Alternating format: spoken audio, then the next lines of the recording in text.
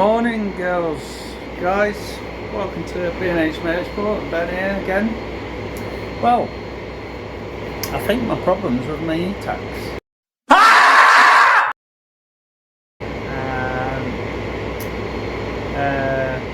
Basically, I've got one of the fuses, 7.5 amp fuse, is not getting any power through the E-tax. So, in theory, if I fix that problem, it may start.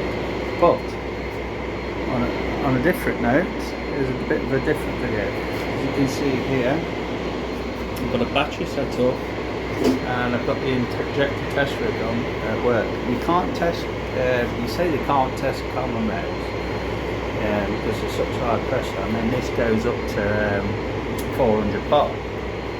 But like you say, I've got, look here, I've got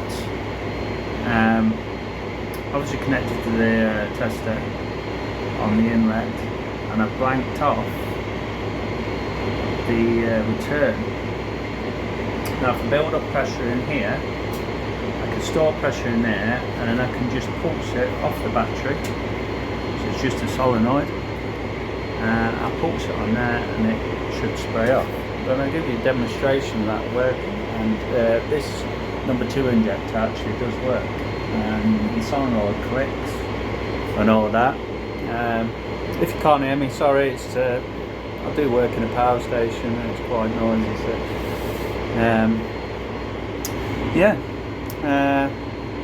and I'll now turn the video around and I'll show you this firing off, and it's firing off really good. And these nozzles are 947S's, MCR ones, so I never had doubts in this. I knew these would do work because, you know, they just come out the car, change the nozzles, and that's when I had my starting problems. So yeah, I'm pleased this actually works, and it's helpful to know, you know, you can actually test them with a little homemade tester that only tests 400 bars. So yeah, return, and I'll show you how to do this. So now I'm just pumping up, giving it a bit of pressure. Just have to excuse the video.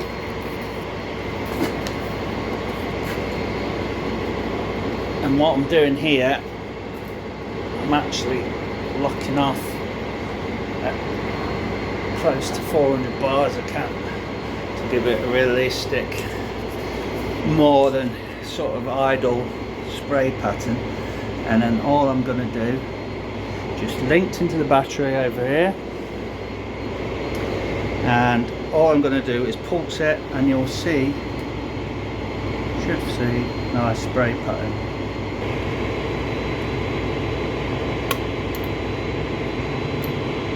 So you saw that, guys, very brief, very rapid, but you can see the needles lifting because I'm getting the dribble there. But that actually actuates, which is one of the main tests really, whether it was actually some solenoid gone on it, whether the nozzles were blocked, whether I assembled it wrong, you know, all these things. But that's a good one. Cheers, guys. Hope you like that. Evening, guys, girls. Just a little update on after the injector testing. Basically, number 2, 3 and 4 were good, but here's number 1. Nozzles perfect, but as I was pressurizing it, I noticed diesel was seeping out the top here, and it was only when I was pulsing it, and it just wouldn't hold the 140 bar I was putting through it at the time. And yeah, there's a seal in there, and it did pop it out, and the solenoid basically crapped itself. So I just try and disassemble this to see where the O-ring is, and we'll push it back, and basically it sits in the top, but you can't put this cap on without damaging the O-ring.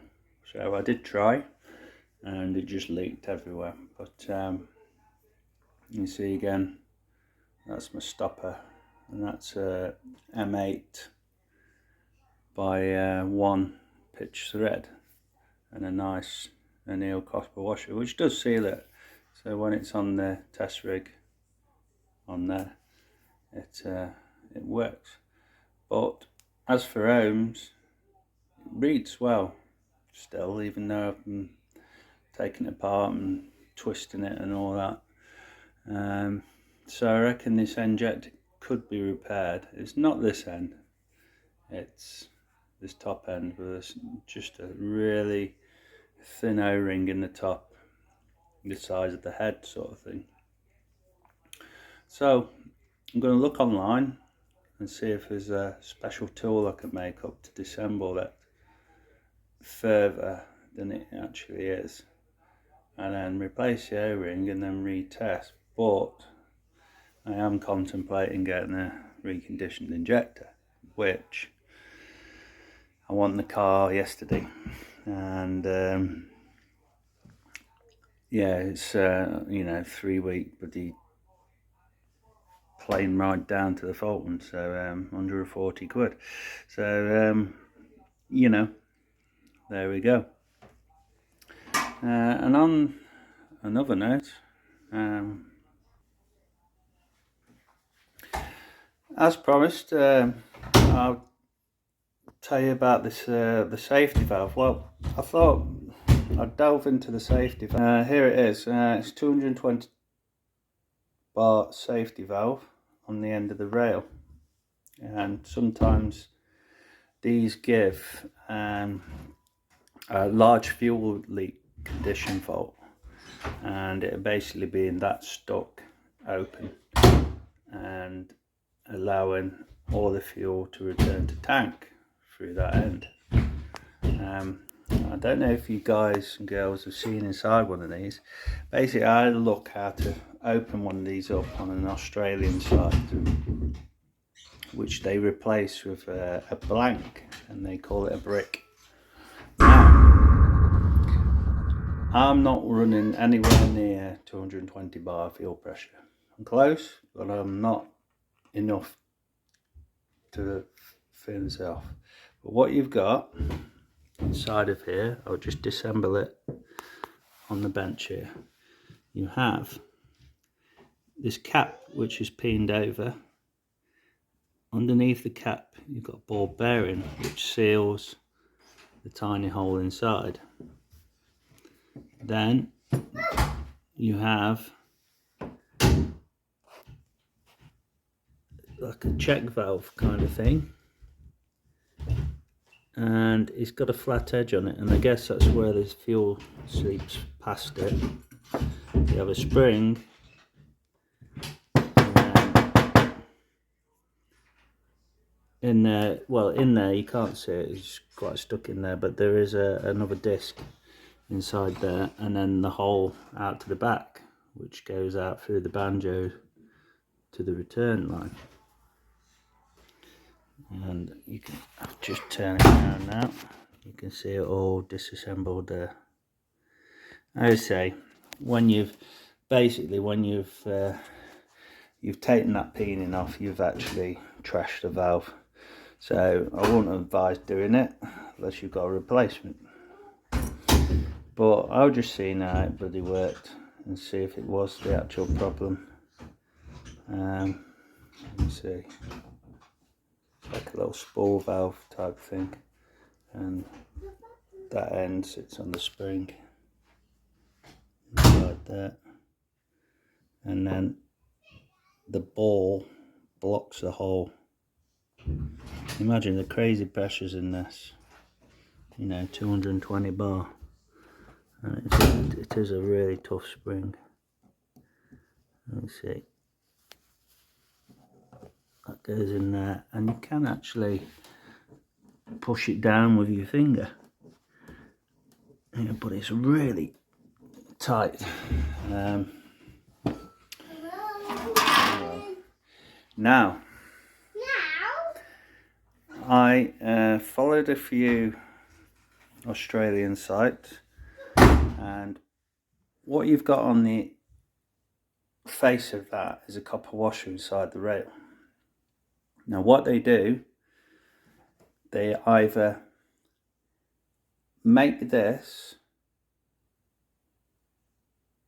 as is, remanufacture it, so I guess they've still got a hole in it, and then they put in the banjo bolt from the bulkhead side, which is on the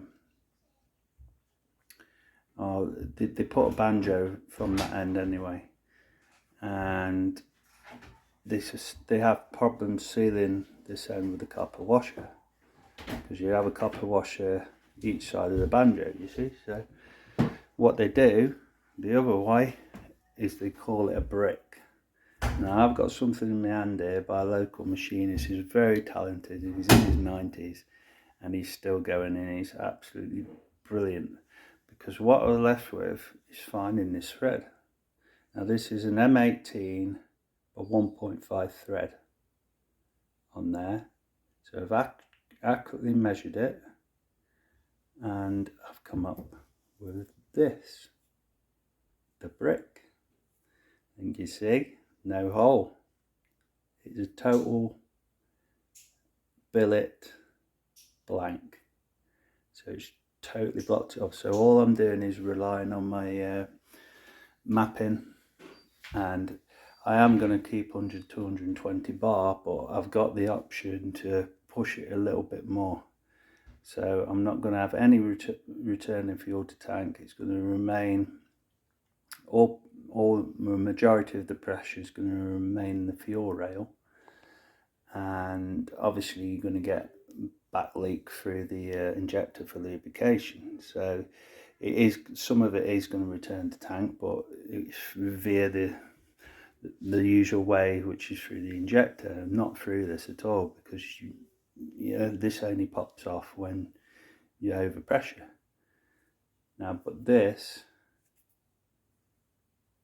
19mm hex bar, threaded portion, M18 by 1, accurately machined face, and a little recess there that goes into the rail, and it basically mimics this. And this is what they do on the drag racing scene in the diesels in Thailand. They basically brick the end of the fuel rail. So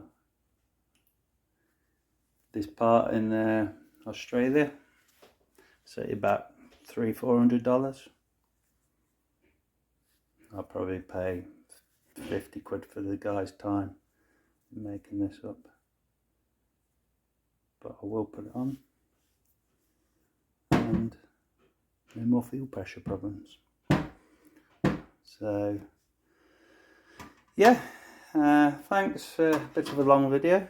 As I say, I'm going to delve into this, see if I can get this repaired, this seal. I'm sure I can find an O-ring. It's one of those O-rings you can't, doesn't come in the kit, you know, they're all like the thick ones.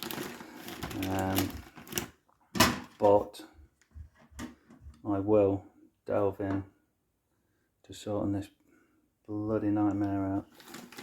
And that's all the way. Everything's all sealed up. At least I've got 3 good injectors. But yeah, as I say, it's all steep learning curve, but hopefully guys and girls enjoyed the video. Got the Navara to do this weekend with the chassis, so I'll be busy with that, and I'll do a bit of pot room with the L200. Yeah, don't forget to like this video, and share it around, and those subscriptions will keep me going, even though I do it for myself. And L200 is going to be my thing. So there we go. Cheers. Have a good evening. Bye bye.